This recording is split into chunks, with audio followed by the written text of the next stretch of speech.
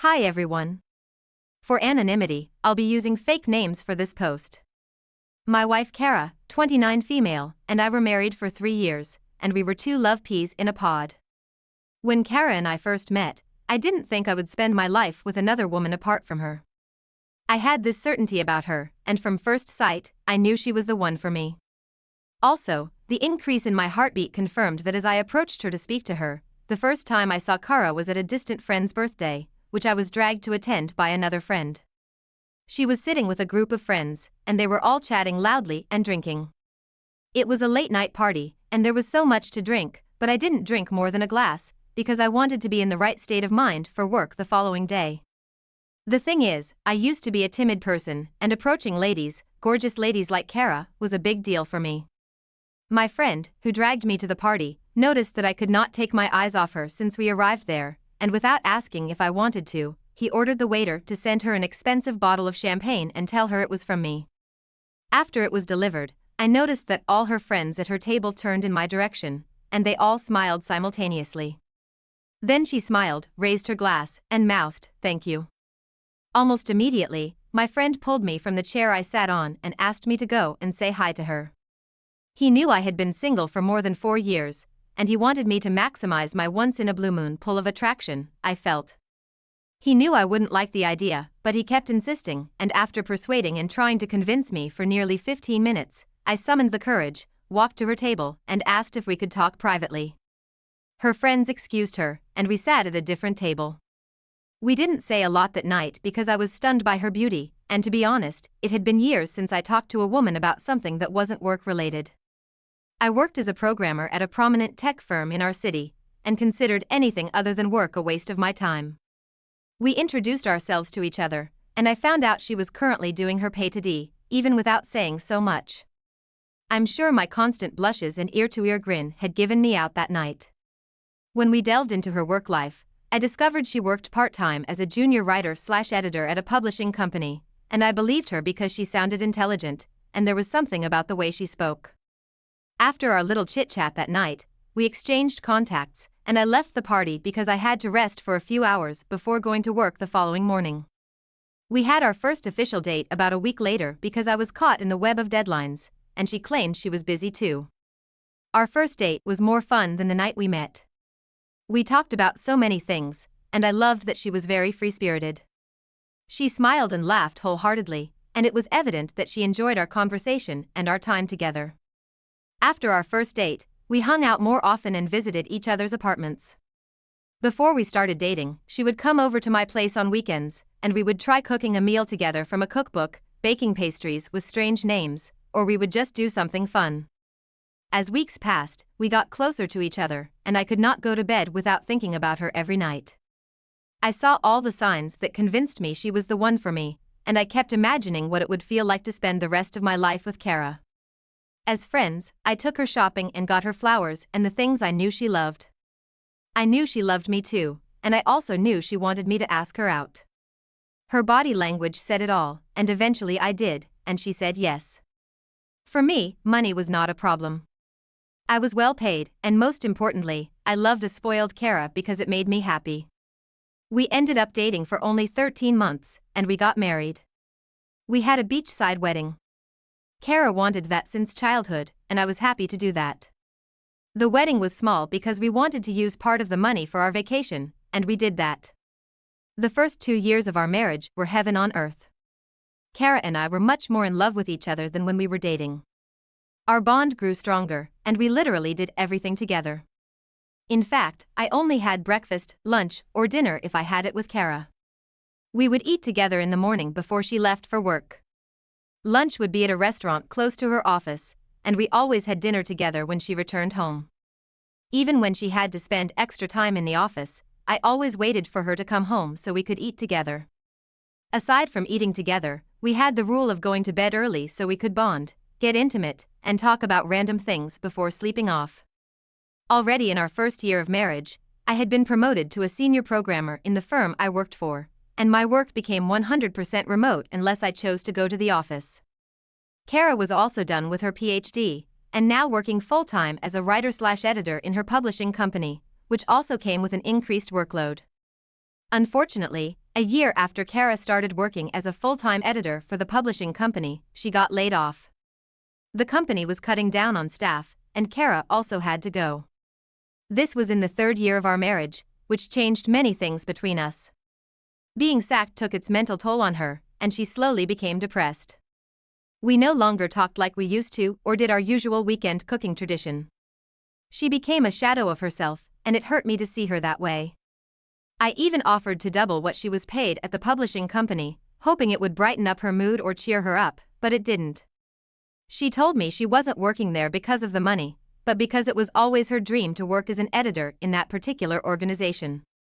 Despite shuffling our house and her parents' house, Kara was still not herself, and I was becoming more concerned. It wasn't until a friend of mine recommended that she talk to a therapist, and that was when we began to see changes. Slowly, she became more active and the vibrant, cheerful woman I used to know. She met with her therapist 3 times a week, and I even insisted that she made it 4 times a week because I was impressed with the results I saw. I wanted her to be fully back to how she used to be, so bad that I didn't notice something else happening between her and the therapist. I was cleaning the house to surprise her the day I found out. She had gone to her parents' house the previous day, and I didn't want her to come home and clean. I even went grocery shopping to make her favorite meal and got scented candles to make her dinner special. I cooked first so I could clean up at once. I was in our room cleaning and folding clothes in the wardrobe when my hands touched a small journal that was partly tucked under a pile of clothes. I pulled the journal and realized it was from her therapist because it had the company's insignia on it. I know I should not have read it, but I was curious about what she had been journaling. To my greatest surprise, I found out Kara and her therapist were having an affair, and she journaled every bit of it. I was speechless and heartbroken. I went through the journal again to be sure of what I had read, and the content didn't change. Kara was cheating on me, and she was unapologetic about it. She even wrote about how her therapist was better in bed than me. I've got to admit, I was hurt and cried like a baby that day, and everything I planned for us was ruined. I laid on our bed for hours, and when it dawned on me that what had been done, I wanted them to pay for hurting me. I took pictures of the journal and filed a complaint to the therapist's office. I even took the journal with me in case they had doubts, and they were disappointed when they read it. When Kara came home that day, I told her I dropped by the therapist's office, and she was surprised.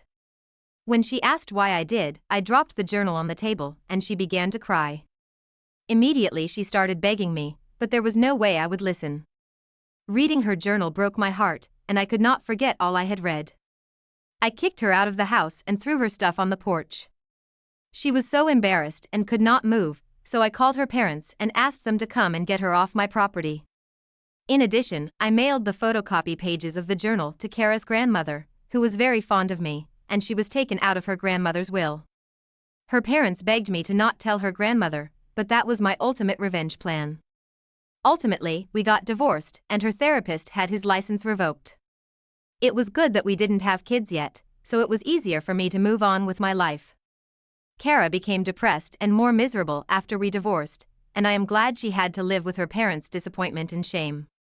She called the house several times to beg me to take her back, but I wanted nothing to do with her. The last time Kara came, she met another woman and attacked her. I was so mad that I called the cops on her, and after that, I filed for a restraining order, and that was the last time I saw her. As for the woman she saw, we broke up because I was still hurting, and I have not completely moved on, but I'm glad I'm making progress. OP, you handled the situation maturely and gave her a taste of her own medicine. Despite being a good husband and trying to support your wife, she still chose to cheat on you with her therapist.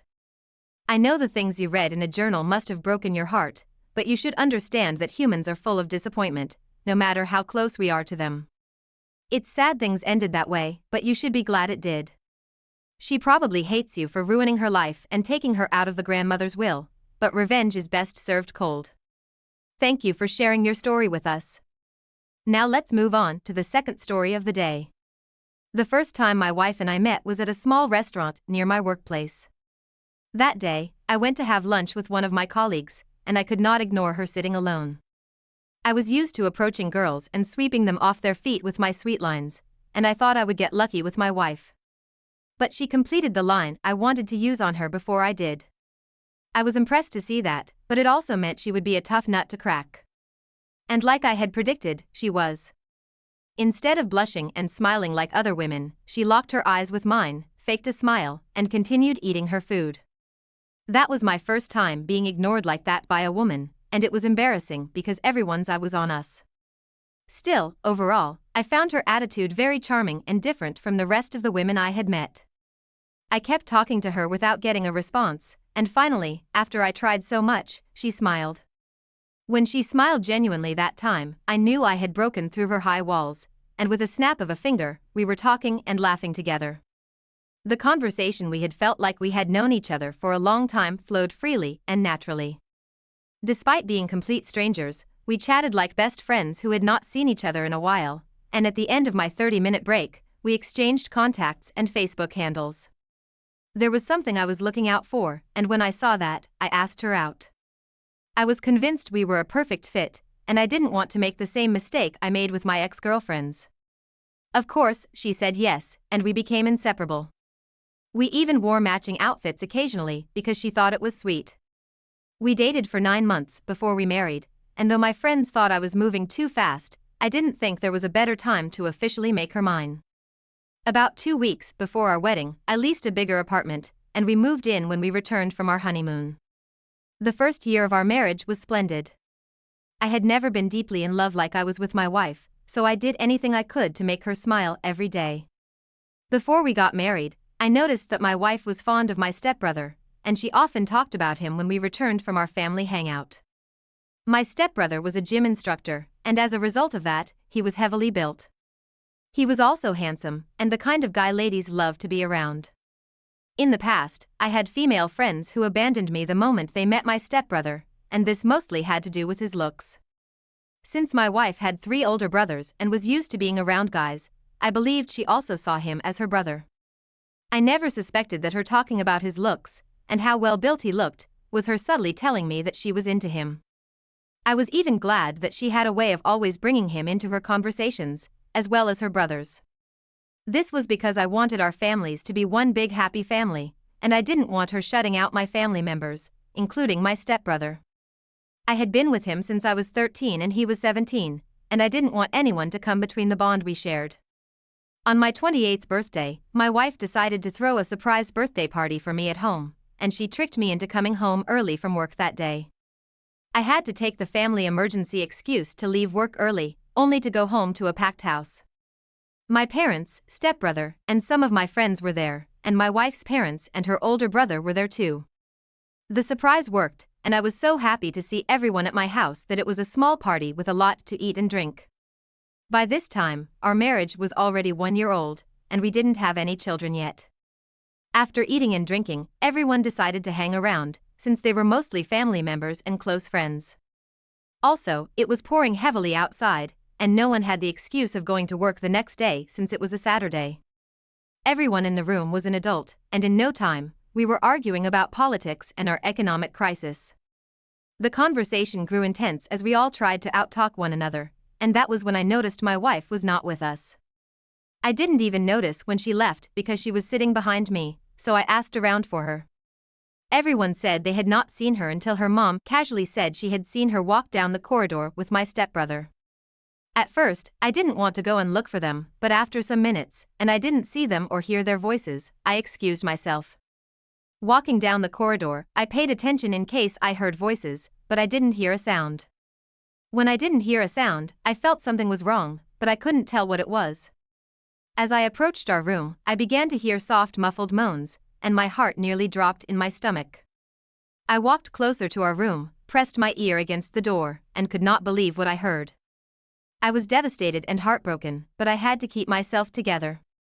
A part of me wanted to go in there and give them the beatings of their lives, but I knew it would only complicate things.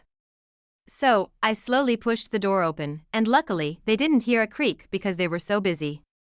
I turned on my phone video recorder, recorded them, and quietly returned to the living room. About 15 minutes later, my stepbrother returned first, and some minutes later, she came in. She changed her clothes and took her bath, so no one would suspect anything. When we were complete, I asked if everyone wanted to see a movie, and they all agreed. Then I told my wife to go and make popcorn for everyone. While she was making the popcorn, I transferred the video I had recorded to my flash drive, so I could plug it into my large screen television. We were settled as soon as the popcorn was shared with everyone. I played the video, and though they did not understand at first, their mouths eventually fell when they watched the video. My wife and stepbrother were the most surprised ones, and they could not say anything or defend themselves. They sat there speechless. Our parents were shocked and disappointed, and none of them could say anything. They were all ashamed and expected me to react in a certain way, but I didn't. Immediately after the video ended, I asked my wife and stepbrother if they liked the movie, but they couldn't maintain eye contact. Funnily enough, it stopped pouring at the same time, but no one made an attempt to leave. When my wife could not bear the silence anymore, she started crying and begging. Her mom was so angry that she yelled at her, but she didn't stop. I went into our room and packed her things so she could leave with her parents, and eventually she did. No one dared beg on her behalf, not even her parents. My stepbrother left before my parents, but what he had done caused a rift between us. Everyone left that day with their heads buried in shame, especially my wife, and there's no need to ask if I divorced her because I did. It was even worse because I never spoke to her again. I didn't only cut ties with her, I did with my stepbrother too, and things never remained the same in my family. It's been 2 years now, and I'm finally able to tell this story because I have been able to let go. Though it hurt a lot, and I still don't think she deserved forgiveness, I had to do it for myself. I met another woman, and we're taking things one step at a time. OP, why would you keep hurting for a woman who cheated on you with your stepbrother, not minding that the whole family was in your house? That's pure evil and disrespect. Both of them were toxic, and you did the right thing by cutting ties with them. That was the height of betrayal, and none of them deserves to be in your life. I do not think she would have only cheated on you with your stepbrother. Maybe she would have done the same with other attractive men, so consider this good riddance of taking out the trash. I hope you are able to heal from this. Thank you all for taking the time to listen to today's stories. If you enjoyed listening, please feel free to like and subscribe if you haven't already. Also, comment below with your thoughts on what happened. If there is a story you would like to share with me about your own situation or someone else's, then please do not hesitate to contact me. My ex and I were lovers from our university days. The first time we met was during our second lecture as freshmen, and we sat beside each other. We were both young teenagers with heads full of dreams, and I always wanted a partner I could share my dreams and life with.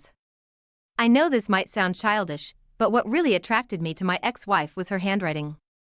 At first glance, they looked like they were well crafted by an artist, and I was stunned to see someone my age with such perfect handwriting.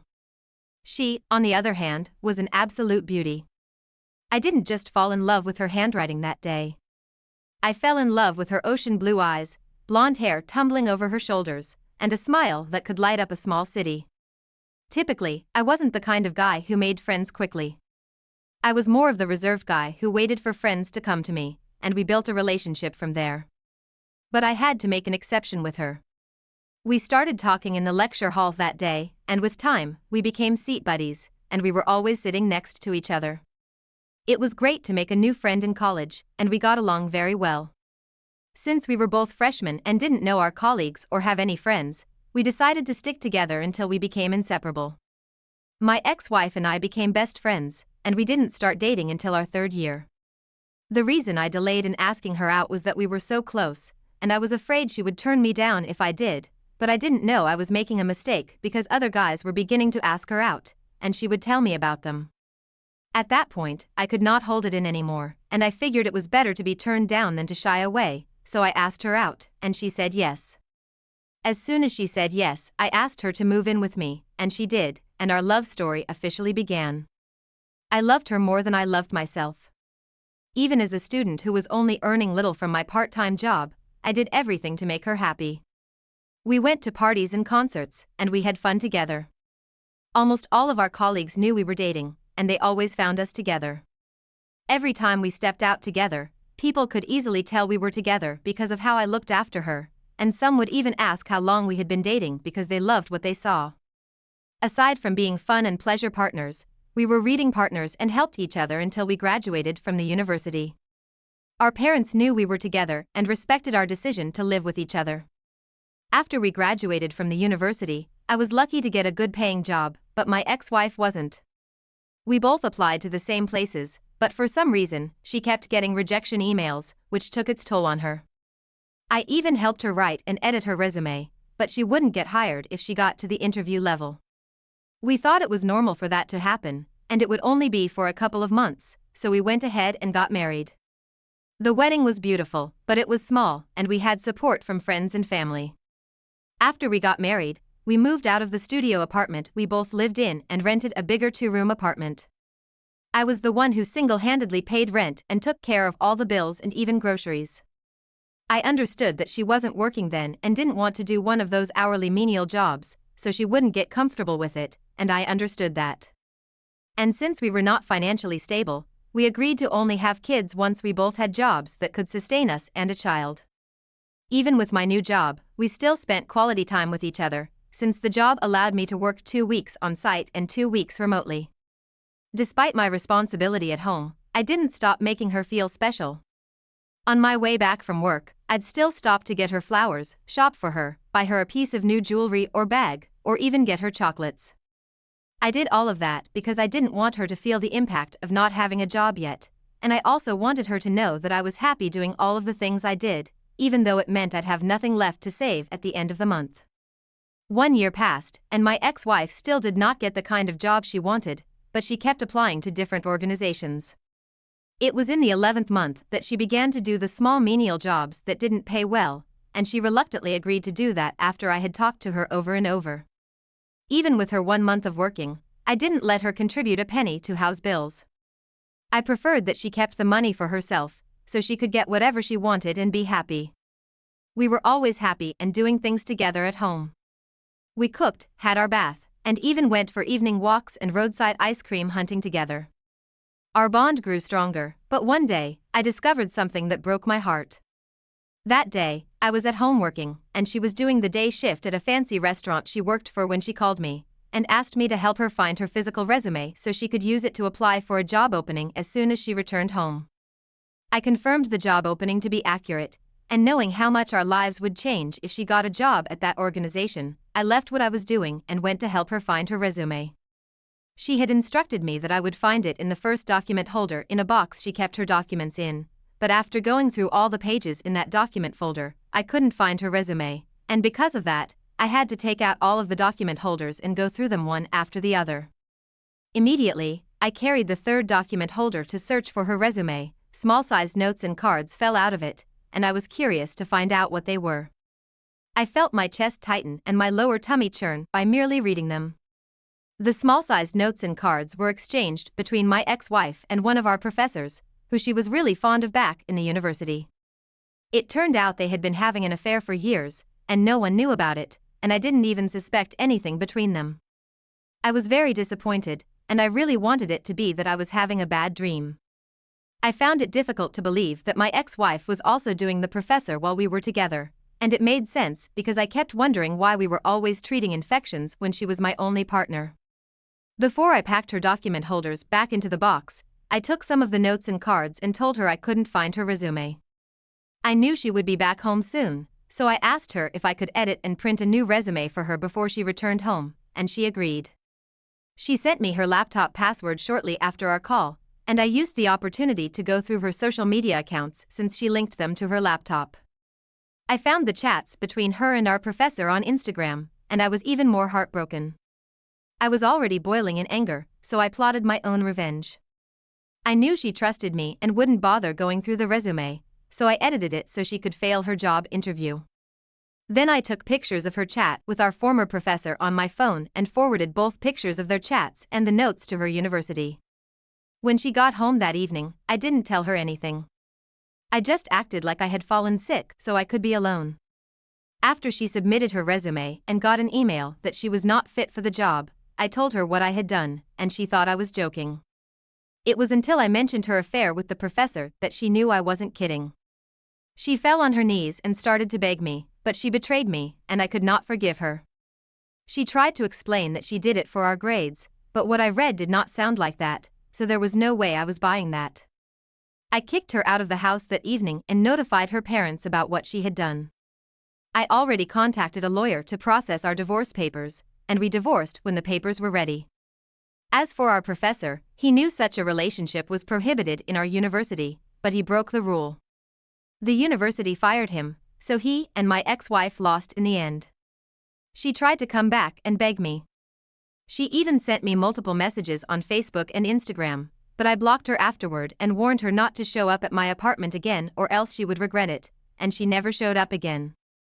Sadly, we were only married for 1 year, but I'm glad I found out that early because finding out later would have hurt me more.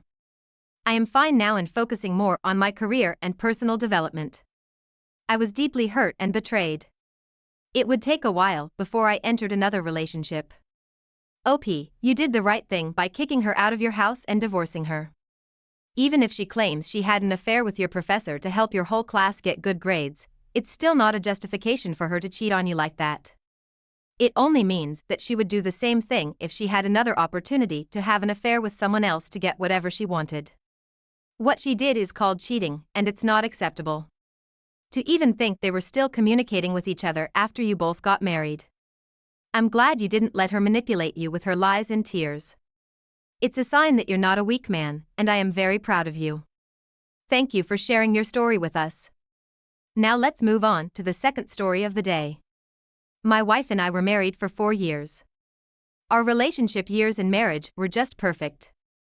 Each time I remember how my wife broke my trust, it still hurts me because I remember how much we went through and overcame to get to the level we were, yet she forgot about everything and destroyed our happy home and lives. The first time I met my wife, the stars aligned in the right order for me that day, and something pushed me to go grocery shopping in the middle of the weekday off from work, unlike my usual weekend shopping. While I was in the store taking the things I needed, I noticed an average height, light-skinned girl walk down the row I was shopping on, and she smiled at me. I returned the smile out of shyness, but I focused more on what I needed and left her in that row. A few minutes later, I was done shopping, but before I took the things to the cashier to pay for them, I noticed she was already driving out, and I didn't think much about her. About 2 minutes' drive from the store, I saw her standing on the road with the hood of her car open, and I didn't need a psychic to tell me that she was having car issues. Out of kindness, I pulled over and asked if I could help. Thankfully, she was having a minor battery issue, and it was definitely something I could help with. When we were done fixing her car, we talked a bit, and she willingly gave me her number without me asking, and we said goodbyes. 1 week passed, and I had forgotten about her and her number. It wasn't until the day I was looking for an old friend's contact that I saw her name saved. I remembered her instantly and felt terrible for not calling her after days. Without wasting time, I called her and introduced myself, then we fixed a date. She was a bit uptight at first, but after much persuasion and my begging her to let me make things right, she agreed to our date. Our first date wasn't at a fancy restaurant or an eatery like the regular dates. She insisted that if we were meeting, it would have to be at a popular park. We both knew, and I agreed. Later that evening, we met and talked about ourselves, and we ended up having more evening picnics and park dates after that. When we met, we were both freshly out of college and lived at our parents' house. I was fortunate to get retained at an organization I interned at, and the pay was not really good, but it was okay to keep things going until I got a good job. My wife, on the other hand, worked 3 jobs simultaneously because her mom was sick, and she needed all the money she could get to buy medication and take care of things at the house. Her father worked too, but he was inconsistent and spent all his money on alcohol. He didn't contribute to the house, so the responsibility fell on my wife and her younger brother. Eventually, we got married because I didn't think I could live without her. We loved each other so much, and we were always together. Even when she was mourning, I was there for her emotionally, physically, and otherwise. I supported her as usual, and we continued our lives together after her mom passed. I always treated her like my special woman, and I gifted her whenever I could afford to. In fact, 2 months after her mother's burial, I took her on a 1-week vacation so she could take her mind off everything, and it worked. Luckily for us, shortly after we got married, she got employed at one of her dream organizations, and her job was soft. Her pay was great, 3 times better than what I earned, and I was so happy for her. I felt like God was rewarding her for all her hard work when her mother was alive. But sadly, the first 1.5 years of her doing her new job didn't come with changes for us. I was still the one taking care of all the bills at home, and that was because she had so much debts to settle. After she settled most of the debts she racked up in the past years, we began to see changes. All that while, she neither bought herself clothes nor anything new. She mainly wore clothes from thrift stores and fairly used shoes and bags. When she got that month's salary, the first thing she did was get herself a new phone and some clothes. She also settled all her credit card debts, which was such a relief for us.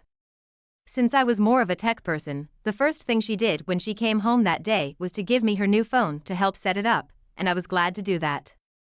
She needed me to transfer all of her photos and messages from her old phone to her new phone, and that was how I stumbled on her iCloud account. Somehow, one of the names she saved on her phone piqued my interest.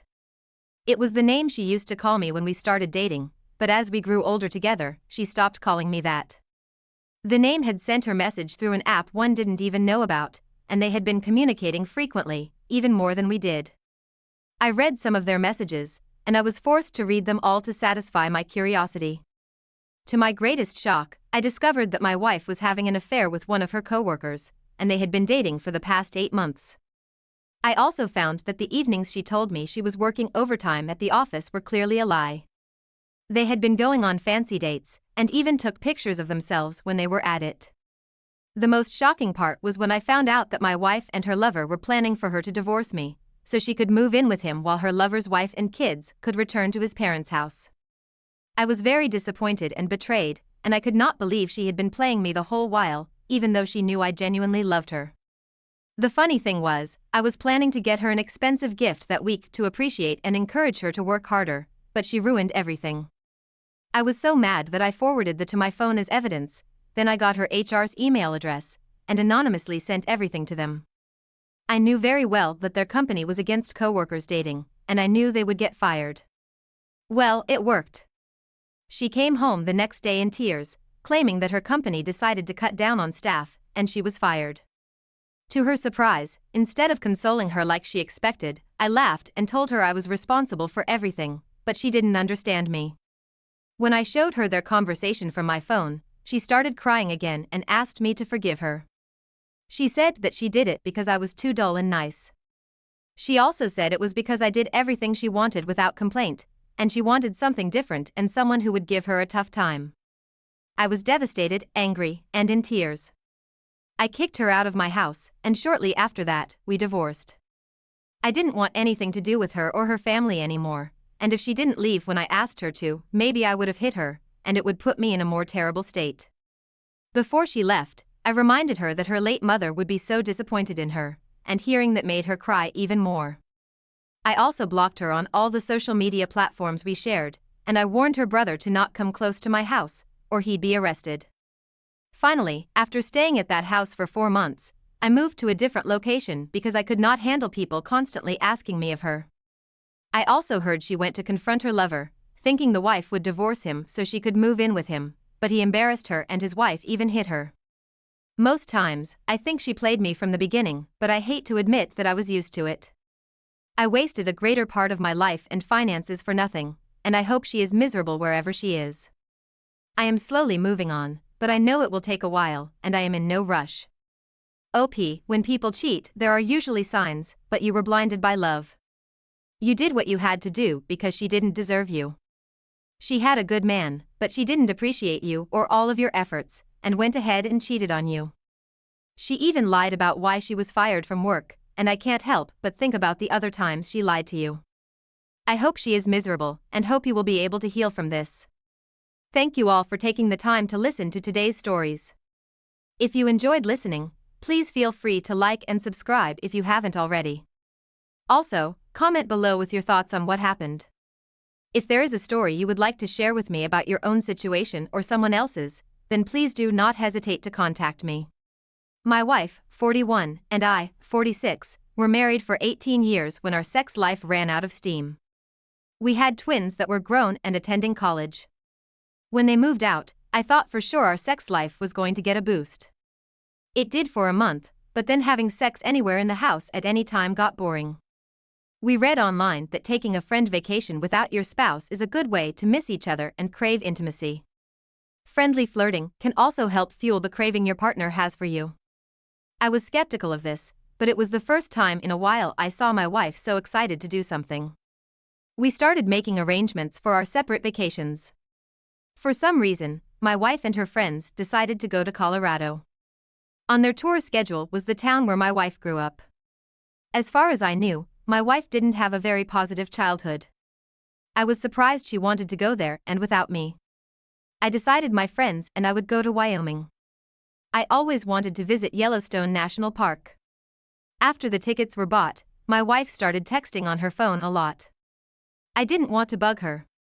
I was pretty sure she was just making arrangements and chatting with girls about the upcoming vacation.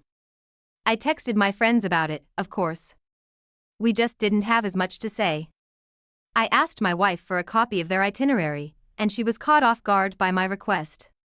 She said she would have to edit it because she mixed up the dates on the first draft. Once she fixed it, she gave me one of the printouts. It was a bunch of girly activities like yoga, shopping, yogurt treats, hiking, and restaurants. Well, fast forward to 3 days into our 6-day vacation. I missed her a lot. I was having fun, but suddenly 6 days felt like way too long. To make matters worse, my wife stopped responding to me. It really made me worry. I told my friends about it, and they of course told me to just relax and enjoy my time away in a new place. I did, for another day. But my wife was responding really weirdly to my texts. It was like she didn't care what I had to say, and only responded because she had to. I felt terrible, and I was worried. My wife's itinerary placed her group at a restaurant that night for dinner exactly 6 hours away from my friends and I. I started driving there at 1 p.m., so I'd get there by 7. When I got there, I found all of my wife's friends. They were shocked to see me. I asked them where my wife was, and they told me the worst news ever. She left them to meet up with someone else. I collapsed onto one of the chairs by their table, and they offered me even more information. They said she'd been on her phone until this morning, when she left before anyone woke up. She only texted them to say she wouldn't be back until late. I asked if she said anything else about who she was meeting or where she was going. Finally, one of her friends gave me a tiny piece of paper. She said it was for safety reasons, because my wife didn't want to go somewhere without someone knowing. It was an address. This friend added that my wife didn't want her to tell anyone, especially not me, where she was going, and this was only if she didn't come back in time for the flight home. Seeing as I showed up unexpectedly and concerned, this friend was persuaded to tell me the truth. I thanked her and ran out to my car. She caught up to me and asked if she could tag along. I agreed. I needed someone else to balance out my panic. Her name was Jade, and she told me about her family, hobbies, and work. It was a great distraction, but as soon as we got to the address, I was worried again. It was someone's house. There weren't any cars in the driveway, but it was only 8 p.m. Just before 9 p.m., a car pulled into the driveway. A man got out of the driver's seat, and my wife got out of the passenger seat.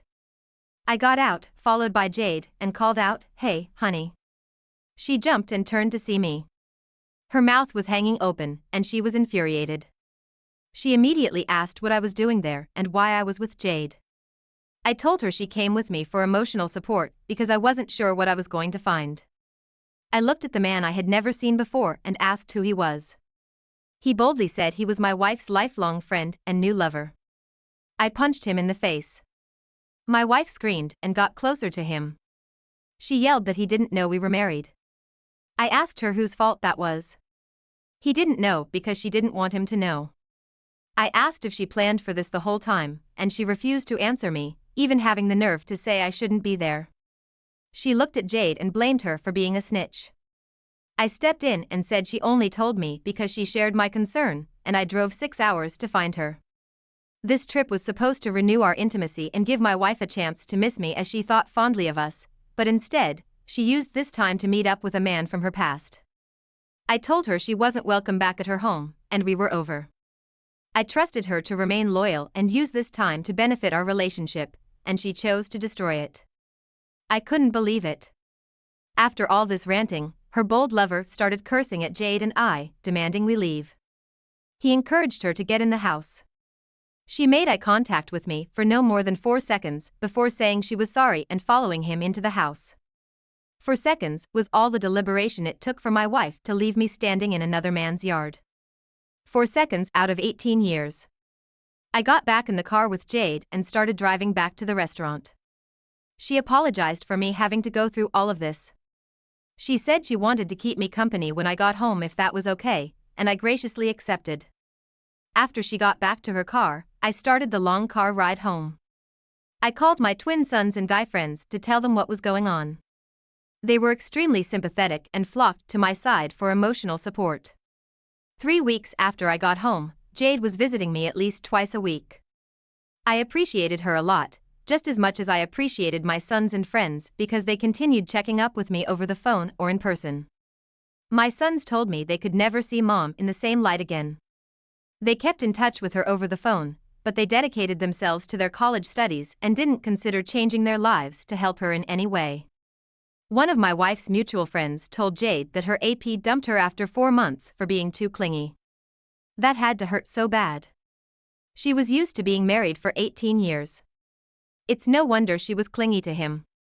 She probably wanted to be assured emotionally that she made the right decision, but that only made him leave her. I wondered what she was going to do with her life now, but I didn't try very hard to find out. An entire year later, I checked my old email address and found that my wife had been sending me emails weekly that entire time. The messages ranged from extremely angry with me to completely desperate for my response and love. I was honestly relieved I didn't find these messages until a year later, because by now I was romantically involved with Jade and wasn't tempted to take my wife back after her infidelity. I hope this story encourages people not to cheat. I hope it encourages people who are going through betrayal to know it's really okay. It's not the end of the world, and life goes on. Even though my wife's world turned upside down, she still had another chance to change her ways and make herself a better woman. Wow, OP. I am so sorry you had to endure the betrayal of your lifelong partner. You came out of your comfort zone for the chance to improve your marriage, and your wife made the selfish decision to meet with another man. I am sorry your wife didn't understand how beneficial and worthwhile it would have been to rekindle the flame in your long, successful marriage. She chose to sacrifice the father of her children, the man she spent 18 years with, for a fling that only lasted 4 months. Please, people, do not do what this woman did. She probably told AP her pity story about how her sex life was boring now and added that she was about to be in town for a few days. All AP heard was that he could have sex, probably more than once, with a woman he didn't have to commit to. Who knows what he promised her at the time, but it seems like as soon as she made the jump and switched men in her life, AP proved he wouldn't provide her the stability she was accustomed to. The lesson here is not to have sex with anyone who isn't your long-term companion. Sex is intended to be a sacred expression of love and commitment, but when it's had with the wrong people at the wrong time, it brings trouble. The best way to spice up your love life with a long-term spouse is communication. Sexy and out of the ordinary communication. You probably know what your spouse enjoys, so focus completely on that. Become a selfless fiend for what they crave and you'll surprise the both of you. If you aren't sure what to say, ask them about it or just let them know you're gonna try some new pillow talk.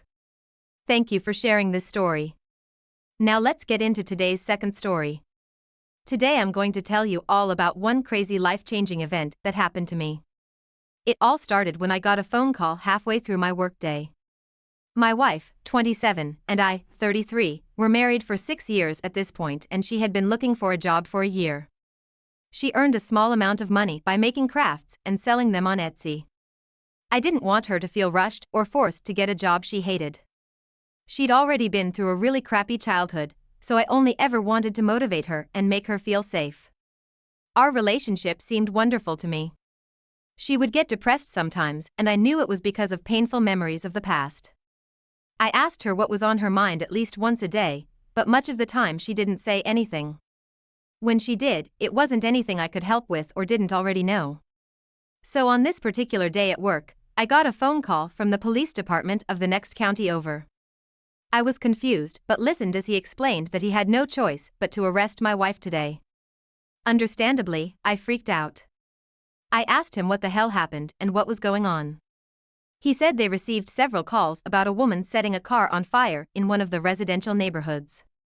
My first thought was that there was no way it was my wife, but he verified her name and phone number and said they had possession of her car.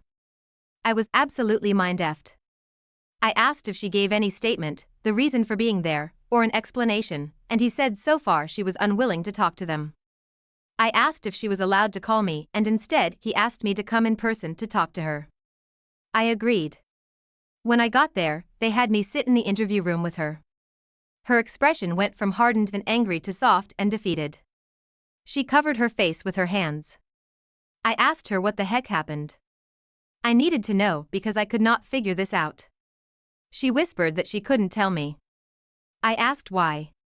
She said it was because we were being recorded and I wouldn't want to know. I said she was wrong. I wanted to know, and she was apparently caught red-handed, so the only thing left to do was explain herself. She sat up, revealing her reddened and depressed face. She said she was setting fire to her ex's car because he cheated on her. After I let this sink in a bit, I asked her how long ago this happened and why seek revenge now. She really didn't want to answer me anymore, but I was her husband. She was in a police station. Her options were limited.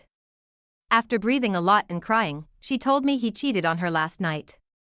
I said what, and she went on to explain that she'd been seeing him for a few months while I was at work. I could not believe what I was hearing. The cops were gonna have a ball watching this drama unfold, so I clarified that she was seeing AP behind my back, and when she found out he cheated on her last night, she decided to set his car on fire in broad daylight. After hearing my words, she looked like a shell of a woman. I told her I was ashamed to be her husband. She exposed her own affair by losing any self-control or responsibility she had left. I told her we were over and left the police station. I got a few sorry looks from some of the officers. My wife freaked out. She could only call people with permission from the cops, so the next person she called was her grandmother who raised her. Her grandmother actually thought it was a scam call and didn't look into it any further for another 3 weeks. Then she was finally contacted and paid my wife's bail. In order to afford it, she had to take out a loan. This was just the start of my wife's consequences. After she was out of jail, she tried to call me over and over again. After receiving 15 calls in one day, I finally answered it. She begged me to hear her out and at least meet her for coffee. She said it was the least I could do after the ordeal she'd been through, and our 6-year relationship deserved one more chance of survival. I laughed a good hearty laugh. I told her our 6-year relationship was over, dead in the past. I only kept that relationship with her in good faith that she would never go behind my back and sleep with another man. Not only did she do that, but she also jumped at criminal activity by setting his car on fire. She wailed and sobbed into the phone like it was her lifeline.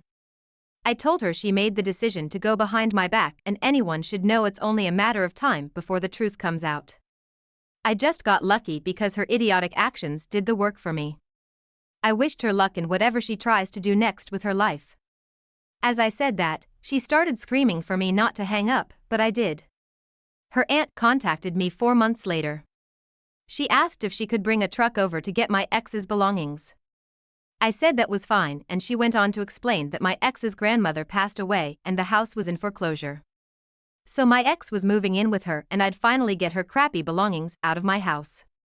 That sounded fine to me. I did wonder how she was holding up, but I didn't ask.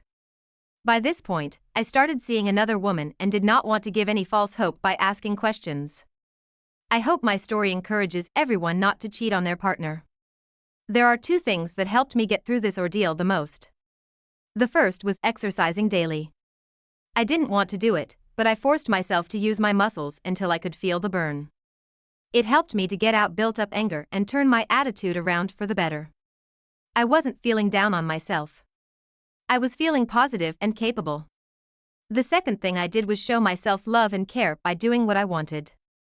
Most of the time it was listening to music and dancing. Other times it was reading, watching TEF, drawing, playing music, or going for a walk. OP, I am so sorry your wife went behind your back for months to sleep with another man. I'm sorry that you found out about her arrest for setting a car on fire. I can only imagine the shock you felt as her husband. This just goes to show that sometimes spouses cannot control or predict their partner's actions. You may think you know someone as well as you possibly can, but they could have so much pain and smothered emotion from their past that it comes out in a most unpredictable way. When this happens, please do not blame yourself. You can't possibly know or control what someone else is thinking or doing. Even more importantly, their disregard for you and the consequences they'll bring does not determine your self-worth. It simply means that they had pain and emotions they did not know how to handle or resolve. It means they made very poor decisions because of their pain and perception of things.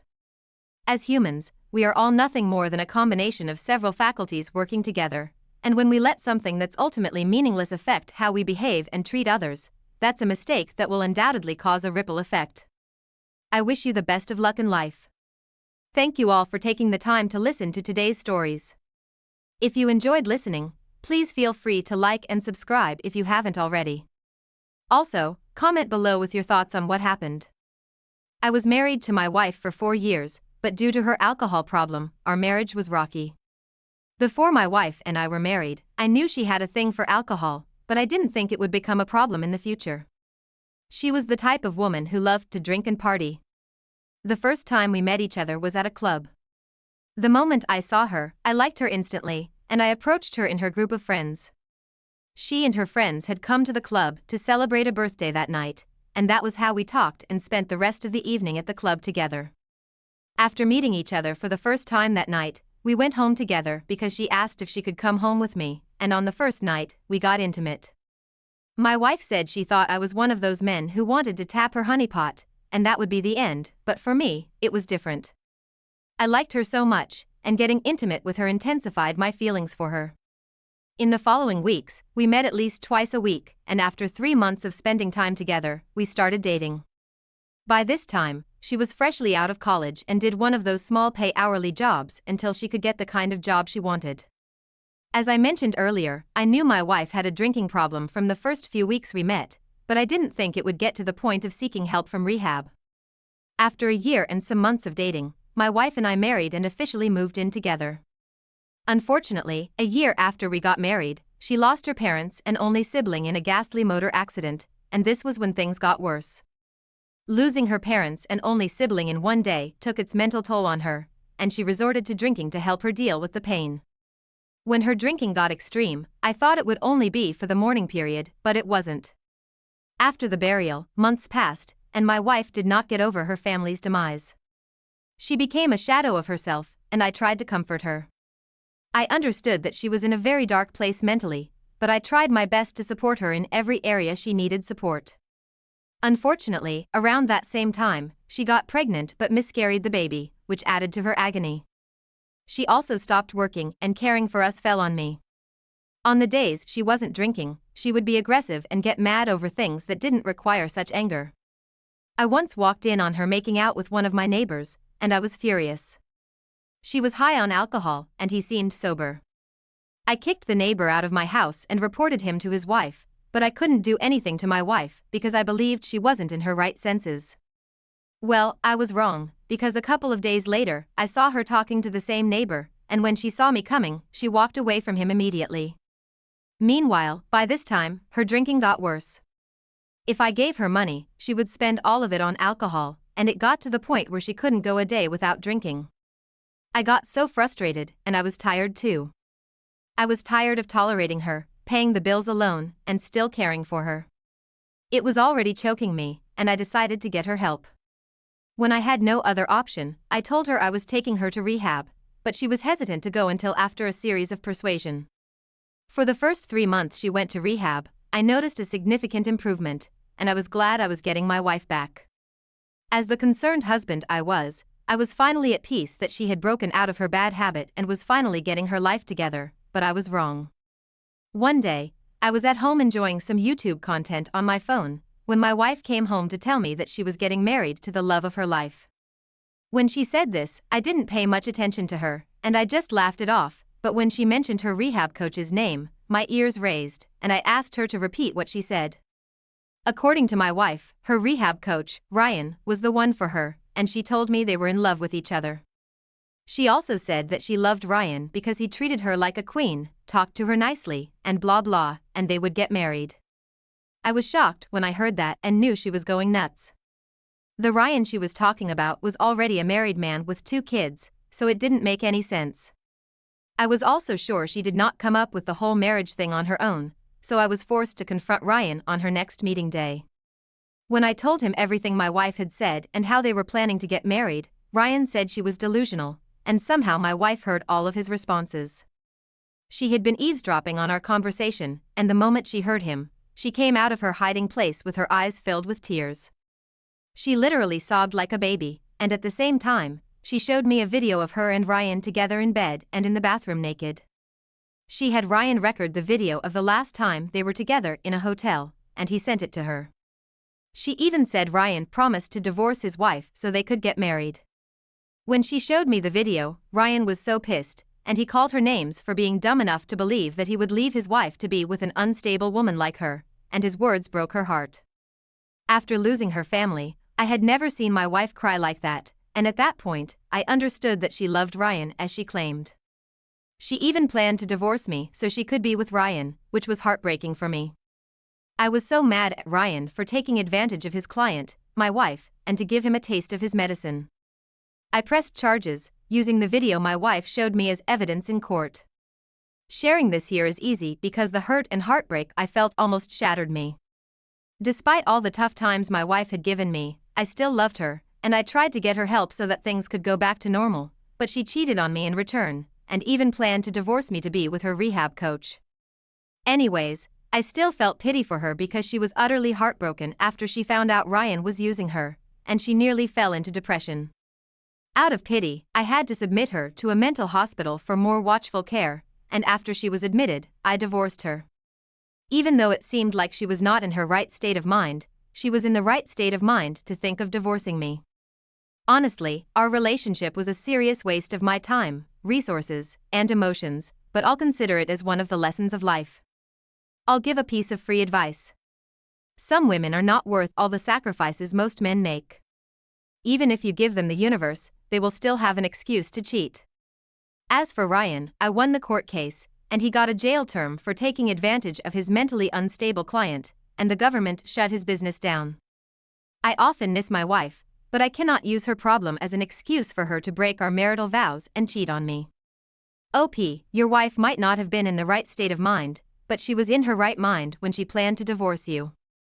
It's painful to do your best for the woman you love, tolerate things you wouldn't have, put your life on hold for her, and in the end, she cheats on you with a flimsy excuse of her AP, treating her like a queen.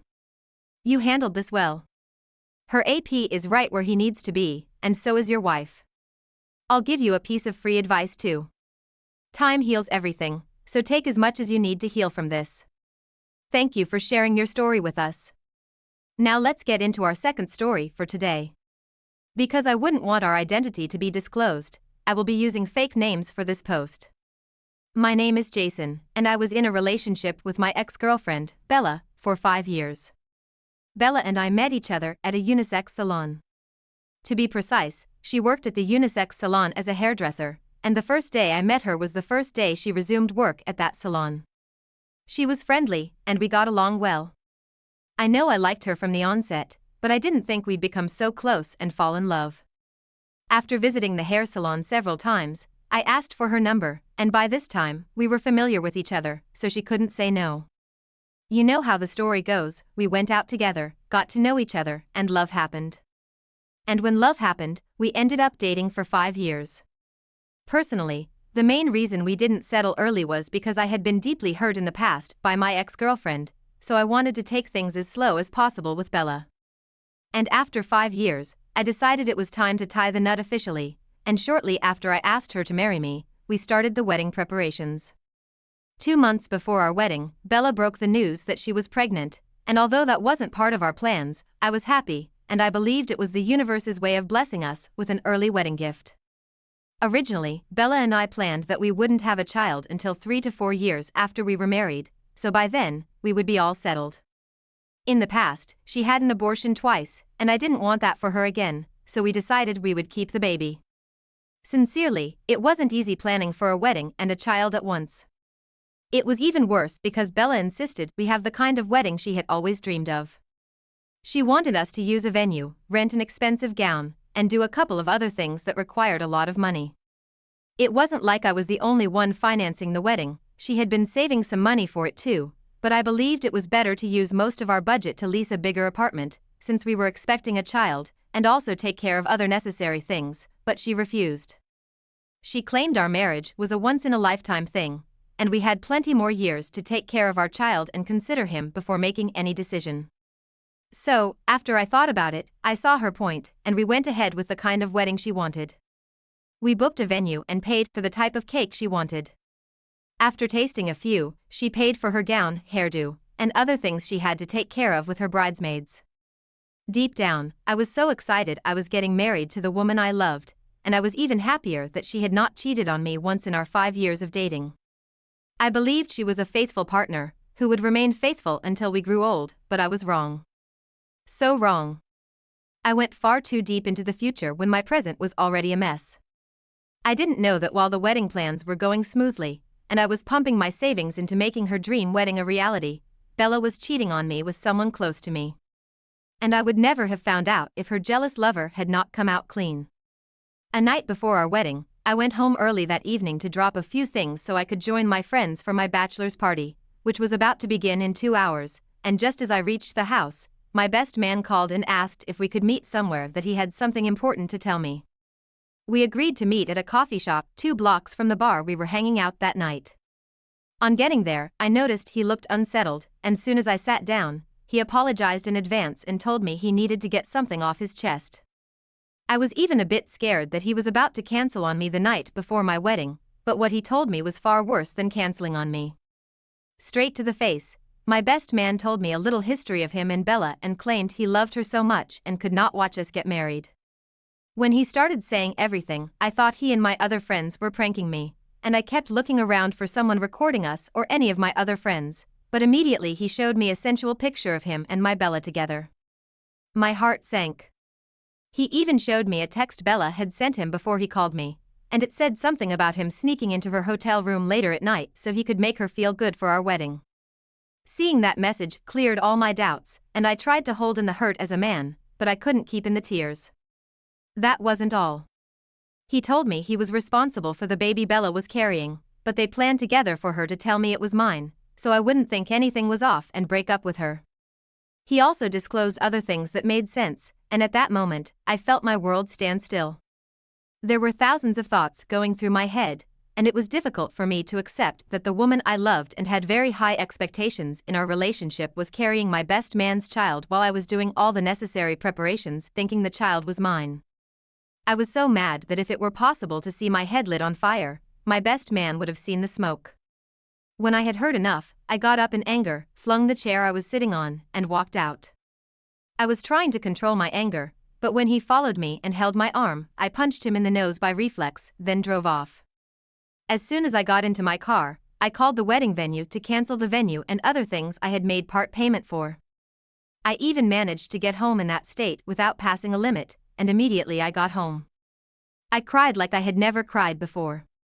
While I was crying over Bella's wicked betrayal, she called to ask if I had cancelled the wedding venue because she got a call from them, and I told her I did.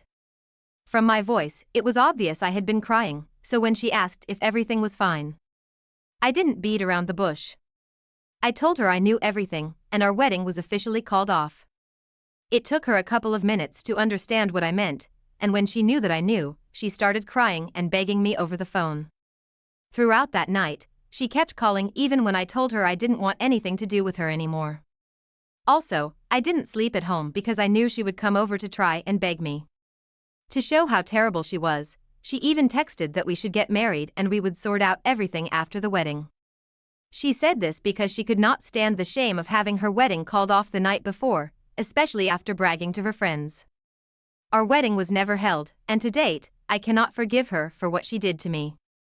Everything I did for her and 5 years of my life went down the tube just like that. I wish cases like heartbreaks and infidelity had a place in court because I would have dragged her there, and I'd ensure she paid for all the years I wasted on her, the pain she caused me, and everything I invested in her. Since then, We haven't seen each other, and she didn't have the courage to face me after I called off the wedding. I moved into the house I rented for us as a surprise, and daily, I'm healing and moving forward. To my surprise, after everything turned out like that, my best man, who was my former close friend, tried to reach out to me to apologize for hurting me and breaking my trust, and he even tried to tell the story of how their affair started, but I wasn't interested in hearing his story. I told him we could no longer be friends, and he had no place in my life. Since then, we haven't made contact, and I'll never speak to him again. Call it childish, but I don't care.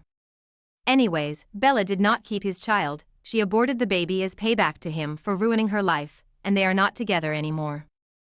I have learned my lesson and will never love deeply again. Most times, I wished I had channeled all the resources, investments, and sacrifices I made for our relationship into my life. It would have been way better than wasting time on a promiscuous woman, but like they say, when there is life, there is hope. OP, this was such an ultimate betrayal, and there's nothing childish about not speaking with a close friend who betrayed you like that. On the bright side of things, you just dodged a bullet and got relieved of the burden of raising another man's child. I know all the years, time, and emotions are gone, and nothing can bring them back, but you could consider this a blessing in disguise.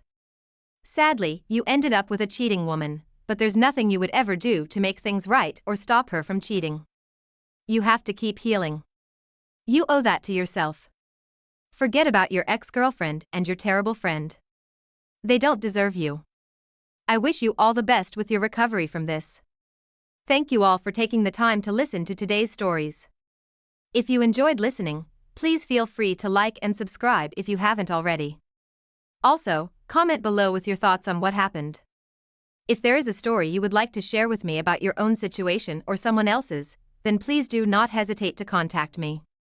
Here is my story. My wife and I have been married for 3 years. Before we got married, Cecilia and I had been dating for a year and a few months. I met her at a bachelorette party, and she was the younger cousin of one of the guys I met there. His name was Andrew, and he seemed to be a nice guy. I can't explain why, but something drew me to Cecilia. Although I didn't get to see her well that night until the next day at the wedding. She and her cousin were longtime friends with the groom, and they both flew in from another state to attend the wedding. After the wedding, I tried to talk to Cecilia, but she didn't seem to have my time, so I didn't disturb her anymore.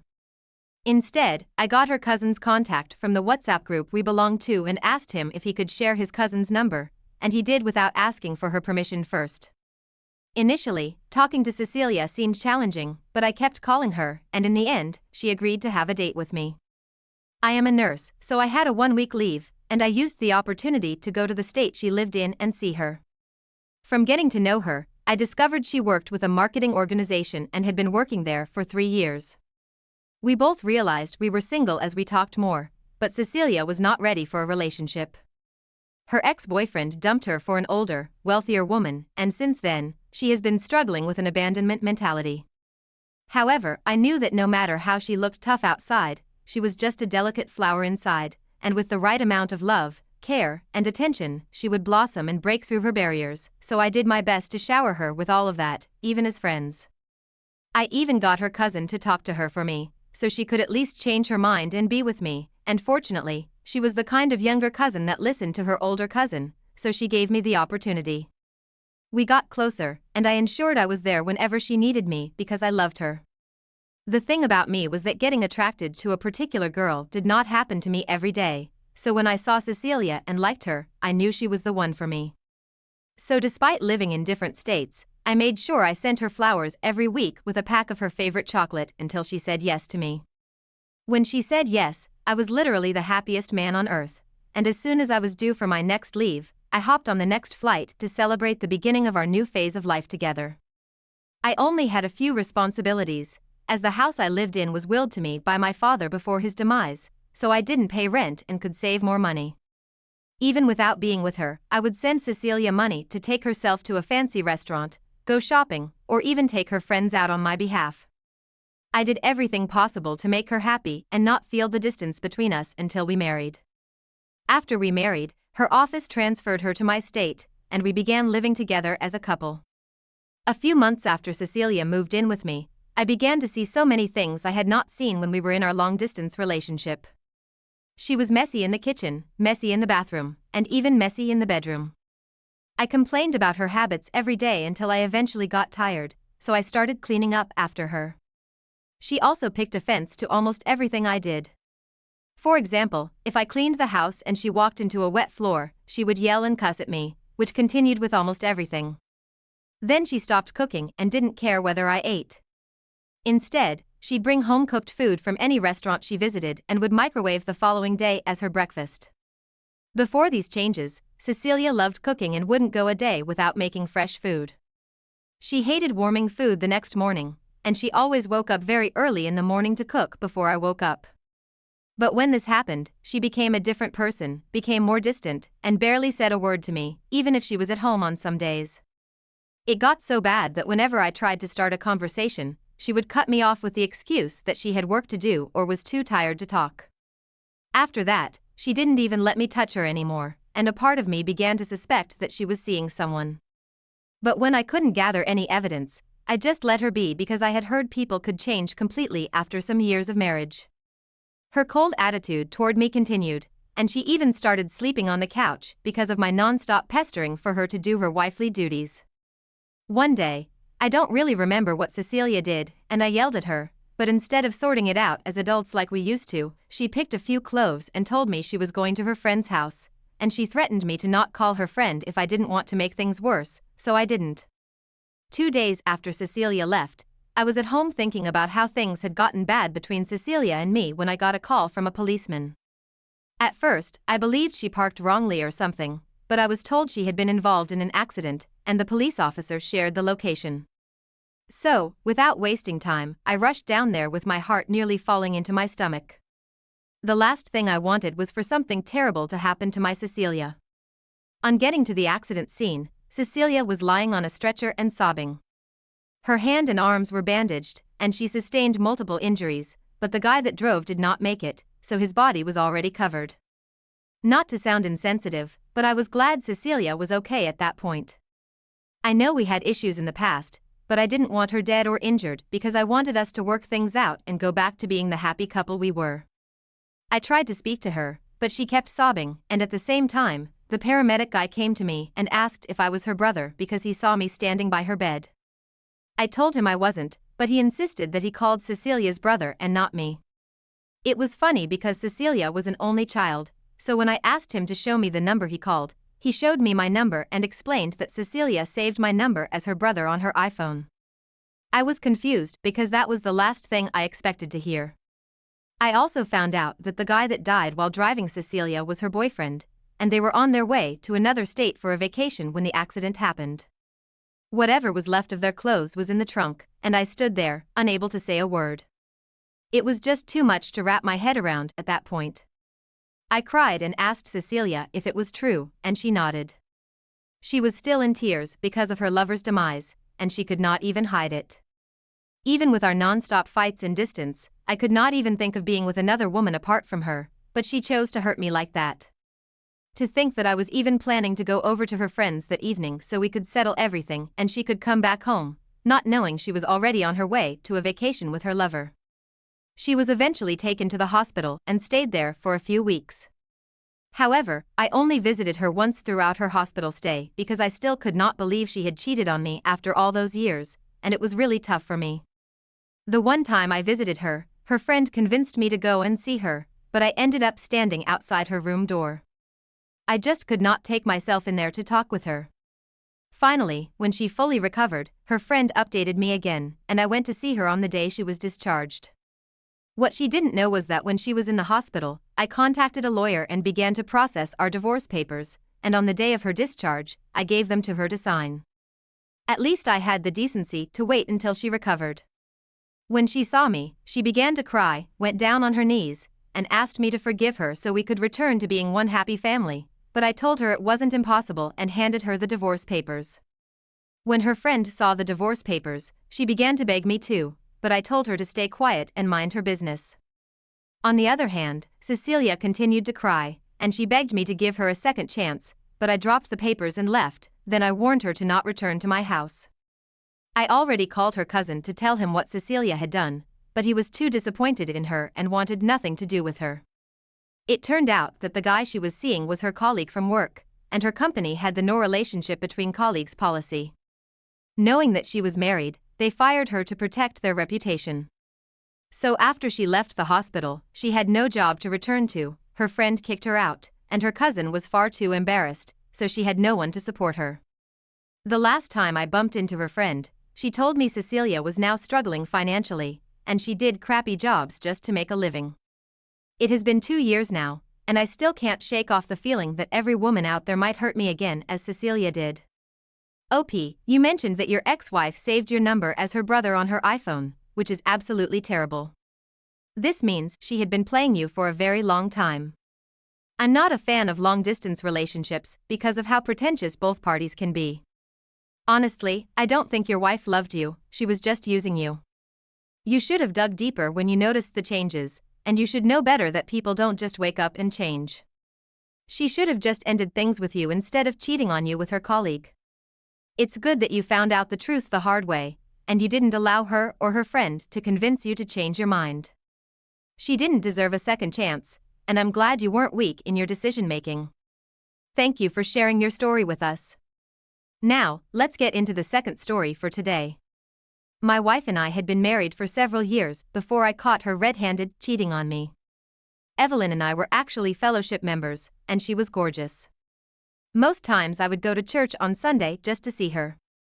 However, we were not close friends until I discovered my aunt moved into her neighborhood. 3 houses after my aunt's house, to be precise. As of that time, we were just teenagers, and we weren't close friends like I said earlier because I wasn't exactly the kind of guy she would love to associate with. About 4 years later, my aunt died from cancer, and I stopped visiting the neighborhood, and everyone moved on with their lives. But I changed. Something happened to me that I can't share here, and it pushed me to take a different direction in life. I became more serious about my dreams, education, career, and spiritual life. Before this time, I was just a wild young man doing things my peer group did without thinking of the consequences of the future. Luckily, I went to college, graduated, and found a job. Then one day, I bumped into Evelyn on my way back from work. It was a pleasant surprise, and we exchanged contacts. When we were free some days later, we hung out to talk about what had happened in our lives in the past years, and mainly what had happened with me. After our first meeting, we had other hangouts together, and slowly the love I had for her rekindled. And when I felt the time was right, I asked her out, and she said yes. We dated for 2 years, and Evelyn and I never got intimate in the whole 2 years. I was a changed guy, and didn't want her to think I was with her because of her body. Aside from that, my spirituality with God grew, and I didn't want to jeopardize that too, so Evelyn and I promised to be celibate until marriage. Eventually, we got married and got intimate on the first night of our wedding. But somehow, I felt like Evelyn was not enjoying my husband's duties, no matter how much I did. She did not say a word to boost my ego or anything. She just stayed there like she was waiting for me to get over and done with, which continued for almost 3 years. We wanted to have kids early because I didn't want to have a 15-year-old son at 50, but no matter how much we tried, she couldn't conceive, which worried us. Meanwhile, there was this uncle of Evelyn whom she was so fond of, her mother's younger brother. I had seen her around him several times as a teenager, so I believed he was her favorite uncle. This uncle of hers, Jesse, used to visit us a lot after we got married, and I didn't have an issue with that because both of our families were welcome to the house. They didn't need permission before coming because Evelyn was always at home. Evelyn's father was not in her life, and I had the first-hand experience of growing up without a father or an uncle I could look up to, so I didn't want to ruin their moments. So, most times, I would go shopping for Jesse to show him that I appreciated how he looked after my wife and raised her to be the God-fearing woman she was, or so I thought. Also, on some nights, Jesse was allowed to sleep over at our place if he stayed so late, and I never said no because I began to see him as my father. All along, I never noticed anything unusual between the both of them. I knew they were close, and almost every weekend Evelyn would invite her uncle, Jesse, to come over. The only thing I complained about was how she told him about everything that was happening in our lives. There was even a time when Evelyn and I had a terrible fight, and she called Jesse to come and pick her up and ended up spending the night there. After that was settled, we had no issue that would require her to leave the house anymore. Also, if I felt like Jesse was visiting too much and I barely had time to spend with Evelyn, I would suggest taking her somewhere, but she would end up inviting Jesse alone, so I stopped doing that. Throughout these 2 years, nothing suspicious happened until one fateful Friday. That Friday, I was about to return from work when I found out that my 15-year-old car had broken down, and I had to call my usual car company to take it and fix it, so I took a taxi home. Our 3rd anniversary was around the corner, and I had already made plans to take Evelyn on vacation. It was meant to be our first, but I decided I could get her flowers in advance, so to do that, I asked the taxi driver to drop me at a flower shop a street away from where we lived, and I got the flowers and walked back home. As I climbed my front porch, I heard strange sounds coming from my living room, and I was shocked. At first, I believed Evelyn was watching adult movies, but it didn't sit well with me because it was unlike her, and the sounds I heard sounded more natural. Finally, when I could not control my thoughts anymore, I pushed the door with force, and when it opened, my eyes saw the unbelievable. I didn't even know when the flowers fell out of my hands. When they saw me, they jumped up immediately and scrambled for their clothes. I screamed so loud, and tears dropped uncontrollably from my eyes. That was the worst kind of heartbreak and betrayal I had ever gotten. I would never believe that Jesse and Evelyn could be a thing, and at that point, their closeness began to make sense to me. I understood why he was always around her and at my house, and why she couldn't go a single day without calling him. It wasn't because he was like a father figure to her, but because they were cheating on me. Evelyn began to cry and started to beg me, but I was so disgusted and I didn't even want to look her in the eye. Evelyn eventually left with her uncle, and they were so embarrassed at how the neighbors gathered to look at them. After she left, she tried to call me multiple times, but I blocked her, and she didn't return to the house because of the embarrassment. Later, I discovered that she had been having an affair with Jesse since she was young, even while we promised to ourselves for each other. Also, the whole time Jesse visited my home like it was his, they were cheating on me, and I even bought him gifts to appreciate him, and I treated him with so much love. Around the same time I resigned from my job, I contacted a lawyer who helped process the divorce papers. In the end, we divorced and went our separate ways. The wound I got from that heartbreak has not healed since then. Today would have been our 4th anniversary, and I think it's better to share this here to lessen the burden I've carried for so long. I hate her so much for doing this to me. It would have been way better if she didn't come into my life to hurt me like this, and I hope she gets her karma. As for her family, I don't know what happened when her family found out, and I don't care, but I hope everyone sees her as a monster. Opie, your ex-wife, was secretly having an affair with her uncle for almost 3 years under your roof, and you didn't suspect a thing. You must have really trusted her. She should not have led you on if she knew she wasn't ready to stop her dirty acts. I guess this is why they say, don't judge a book by its cover, because you used her external appearance as a metric to measure her as wife material. I'm glad you kicked her out of your house, and you made the right decision by ending things with her. Thank you for sharing with us. I hope you were able to heal from this. Thank you all for taking the time to listen to today's stories. If you enjoyed listening, please feel free to like and subscribe if you haven't already. Also, comment below with your thoughts on what happened. If there is a story you would like to share with me about your own situation or someone else's, then please do not hesitate to contact me.